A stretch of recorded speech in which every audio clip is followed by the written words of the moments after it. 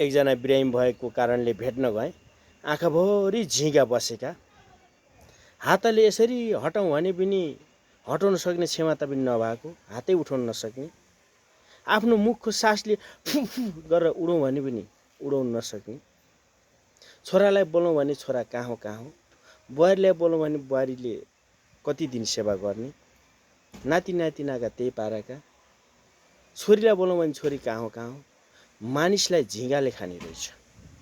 तर उहाँले चाहिँ धेरै वर्ष अगाडि मलाई एक दिन बताउनु भएको थियो, बाबु म जस्तो को छ र यो ठाउँमा, वर्षीका बुढा नाइने म, यो 2-4 जनाले मलाई छुन सक्दैनन्, मैले चाहिँ घिउ चाहिँ पन्याले थालमा पस्केर भात चाहिँ बक खान्छु, खान्थे, कसैले छुन सकिन्थेनन् भन्नुहुन्थ्यो।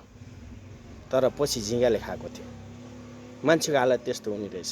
त्यही भएर बाइबलले हामीलाई यो कुरा बताउँछ कि ए जवान मानिसहरू, तिमीहरूले बेला छँदै समय छँदै नै होसियारी हौ, आफ्ना चालचलनलाई र आफ्नो बलमा भरोसा नगर, कसैले तिमीलाई दोषी नठहराओस्, अनुशासित भएर जीवन बिताऊ।